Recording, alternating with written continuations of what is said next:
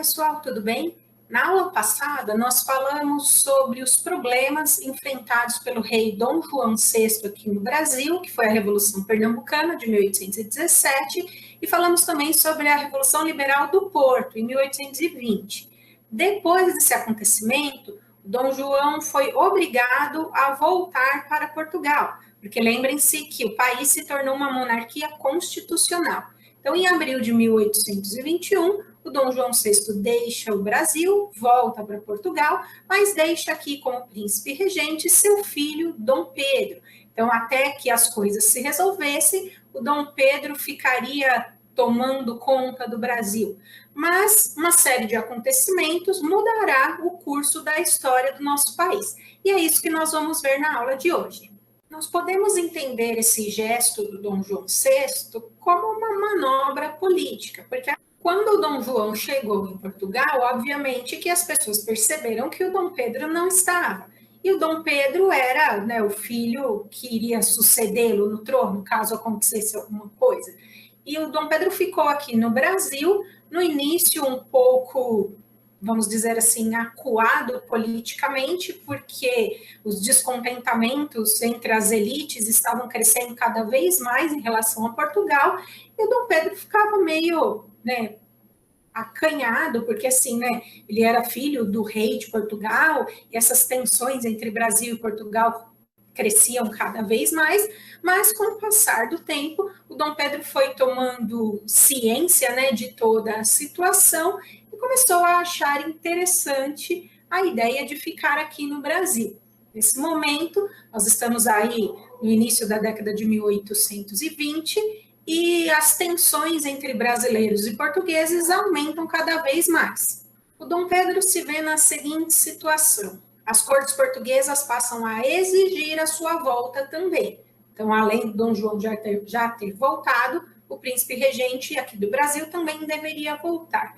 Só que começa a circular ali entre ele uma ideia que foi colocada adiante por um grupo político chamado de Partido Brasileiro, que tem nomes importantes na vida política do nosso país, como, por exemplo, a figura do José Bonifácio. Começa a circular a ideia de que o Dom Pedro fique no Brasil. Então, fique, lute pela independência, pela separação de Portugal, e se ele ficasse aqui no Brasil, ele seria o rei, quando o Brasil se tornasse independente. Então, mais ou menos assim: Pedro, se você for para Portugal, você só será rei quando o seu pai morrer. E lá agora a monarquia tem os seus poderes limitados pelo parlamento. Se você ficar aqui no Brasil e nos ajudar a lutar pela independência, quando nós nos separarmos de Portugal, você será rei do Brasil. E aí ele começa a pensar nessa ideia. Enquanto isso, os membros desse partido brasileiro começam a recolher assinaturas, então um abaixo-assinado, pedindo para que o príncipe regente rompa os laços com Portugal e fique definitivamente no Brasil. O Dom Pedro tinha uma questão que era a seguinte: era justamente o seu pai, Dom João VI. Ele até cogitou a possibilidade de ficar no Brasil, mas assim, como ele ia dizer isso ao pai, Ele se sentia mal em dizer para o pai que romperia os laços com Portugal, que iria ficar no Brasil e lutar pela independência. A história nos conta sobre uma série de correspondências trocadas entre pai e filho, onde, no final da história, aí o Dom João diz que, se é para ele perder o Brasil, que ele perca o Brasil para o seu filho, e não para um aventureiro qualquer. Então, depois que o Dom Pedro recebe essa resposta, que vamos dizer assim, uma permissão, entre aspas, então assim, filho, se eu tiver que perder o Brasil, você fique, então, no comando. Aí ele resolve, que é hora de romper definitivamente os laços com Portugal, e no dia 9 de janeiro de 1822, Dom Pedro toma uma decisão que deixa os portugueses muito bravos. Esse dia é conhecido como o Dia do Fico. Tem uma frase famosa sobre ele. Dom Pedro diz: se é para o bem de todos e felicidade geral da nação, estou pronto. Diga ao povo que fico. Então, por isso, esse acontecimento é chamado de Dia do Fico. Dom Pedro resolve ficar no Brasil e lutar pela independência. E a partir daí, as coisas vão piorando cada vez mais no relacionamento entre Brasil e Portugal. Lembra que eu falei para vocês que as comunicações entre Brasil e Portugal demoravam mais ou menos uns 60 dias, que era, né, o tempo de viagem entre os dois países? Então, assim, em janeiro de 1822, sai daqui um comunicado onde o Dom Pedro diz que vai ficar. Aí, janeiro, fevereiro, março, está chegando essa decisão lá em Portugal. Aí os portugueses ficam sabendo da decisão e mandam Dom Pedro voltar imediatamente. Aí, assim, sai lá de Portugal em março, abril, maio. Maio chega aqui no Brasil. Então, assim, né, volte imediatamente para Portugal. Só que aí o Dom Pedro está decidido que ele não vai voltar mais. E aí ele diz que ele não vai voltar. Aí, maio, junho, julho, está chegando essa decisão do Dom Pedro lá em Portugal. E aí, em julho, sai de Portugal uma carta, vamos dizer assim, definitiva. Ou você volta por bem, ou você volta por mal. Aí, julho, agosto, em setembro, essa carta vai chegar aqui no Brasil. Então, assim, né? Ou volta ou volta. Não tem outra opção. Se você não voltar, a gente te tira daí. E aí, nesse ano de 1822, o Dom Pedro vai fazer diversas viagens pelo Brasil. Viagens políticas, justamente por conta dessa questão da independência. Tem muitos grupos diferentes aqui no Brasil, com interesses diferentes, e o Dom Pedro, né, sai conversando com todo mundo. Então, embora os interesses dessas pessoas fossem diferentes, uma coisa eles tinham em comum: eles queriam a separação de Portugal. E aí o Dom Pedro precisa ter contato com toda essa gente para saber, né, o que vai ser feito. Lembrando, gente, que essas pessoas são de elite, tá? Grandes proprietários de terra, grandes comerciantes, políticos, enfim, né? O povo não está participando desse processo. Pois bem, no início do mês de setembro, Dom Pedro estava em Santos, fazendo uma viagem política e, dizem as más línguas, para encontrar uma de suas amantes. E aí chega no Rio de Janeiro essa carta vinda de Portugal. Então, assim, né, ou volta ou volta.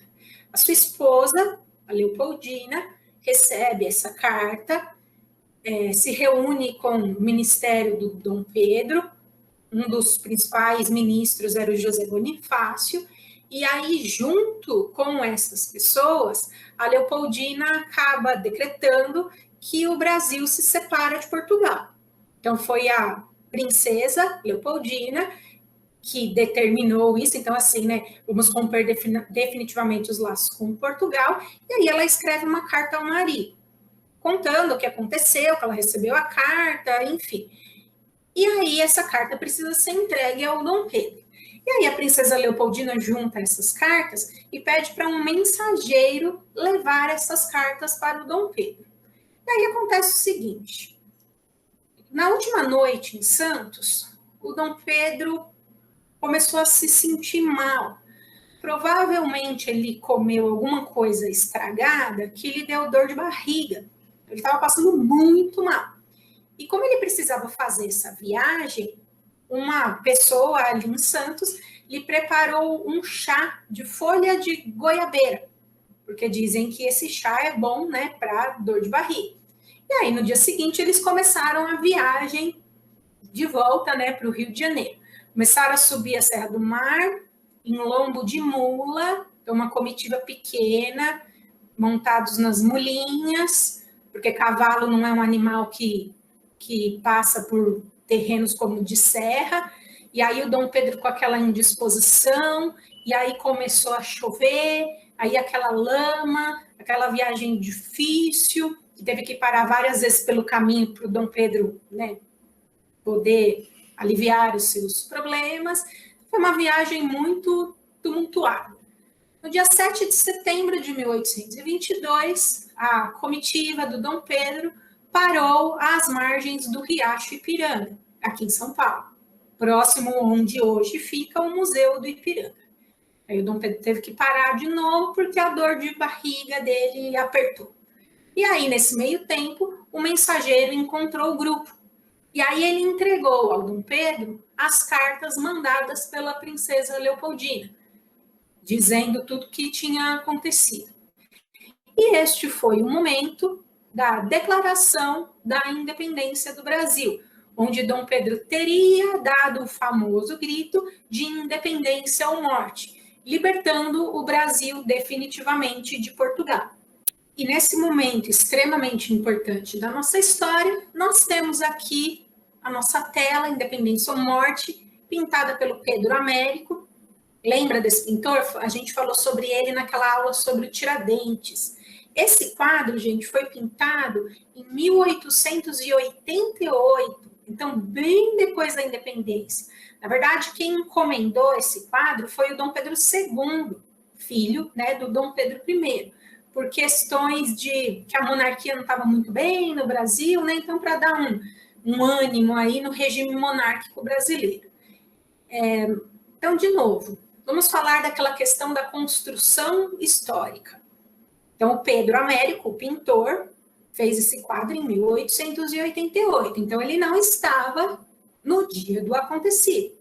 Então, foi dito para o pintor Pedro Américo que o Dom Pedro I, às margens do Riacho Ipiranga, no dia 7 de setembro de 1822, gritou independência ou morte, libertando o Brasil de Portugal.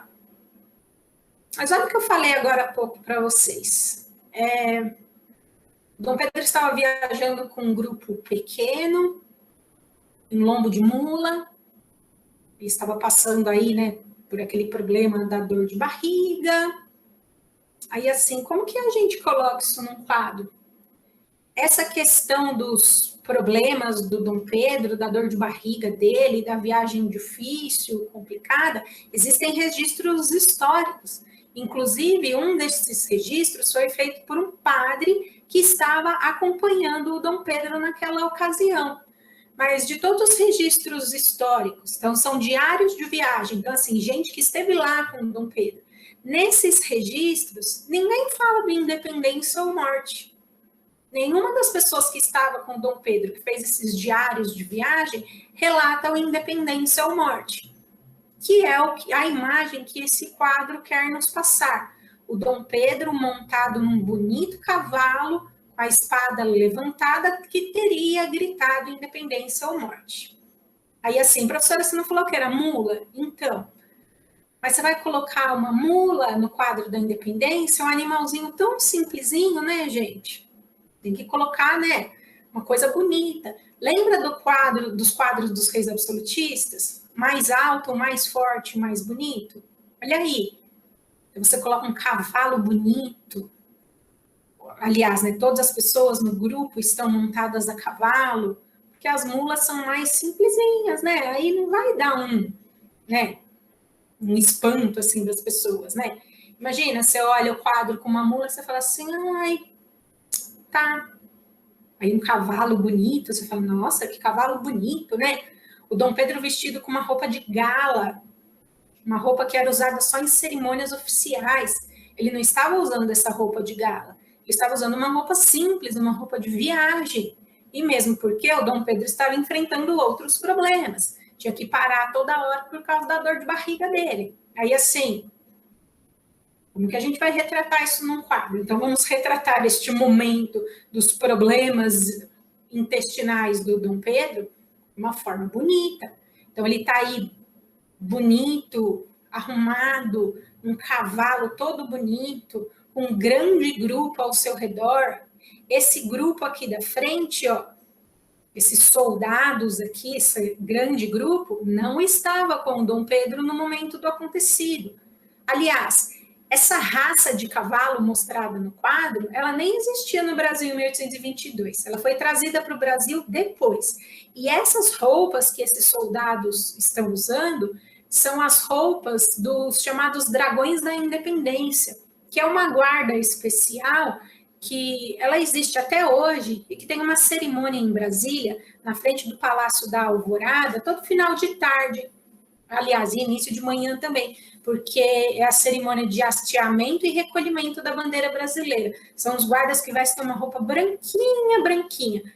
Não era de 1822 também. Essa guarda ela foi criada muito tempo depois. O Dom Pedro estava viajando com uma comitiva pequena de pessoas, que não estavam em cavalos, estavam em mulas, porque a mula é um animal de transporte, que suporta uma grande carga, que subia e descia a serra. Então, né, tem toda essa questão da construção da história, né, como um momento extremamente importante. Lógico, a independência foi importante? Sem dúvida que foi. Mas vamos dar vamos dizer assim, uma melhorada na situação. Aqui no fundo, ó, tem uma casa, bem aqui no fundinho, tem uma casa que é conhecida como Casa do Grito. Essa casa não existia aí às margens do Riacho Ipiranga em 1822, porque era uma região que não era habitada. Ela era uma região de passagem. Portanto, se ela não era uma região habitada, essas pessoas aqui do cantinho do quadro não estavam lá. As pessoas, né, a pessoa mais simples colocada aqui no canto do quadro é para dar a entender que o povo participou desse processo de independência, mas o povo não participou. A independência do Brasil foi um movimento conduzido pelas elites que não queriam perder os seus privilégios. Aí você pode questionar assim, nossa, o quadro da independência do Brasil é uma farsa? Vamos dizer que é uma coisa melhorada para poder dar um pouquinho mais de sofisticação ao momento da independência, que foi um momento difícil para o Dom Pedro, por conta de todos os transtornos que ele estava enfrentando na viagem. Mas, de novo, a independência do Brasil foi, sim, extremamente importante. Não vamos tirar a importância do movimento. É que assim, né? Foi um acontecimento em circunstâncias muito mais simples e humildes do que o quadro representa. Mas o quadro, ele também é importante para a nossa história, para a gente analisar também essa questão de construção de imagens históricas. O Brasil agora é, então, um país independente de Portugal, mais uma colônia que consegue a sua independência em relação à metrópole. No próximo capítulo, nós vamos ver como se organizou esse Brasil independente, porque essa independência não foi aceita imediatamente por todos os cantos do Brasil. Nós vamos falar sobre a importância da figura do Dom Pedro nesse processo e tudo que aconteceu, né, agora nesse novo país. Eu espero você, então, no próximo vídeo. Tchau, até mais!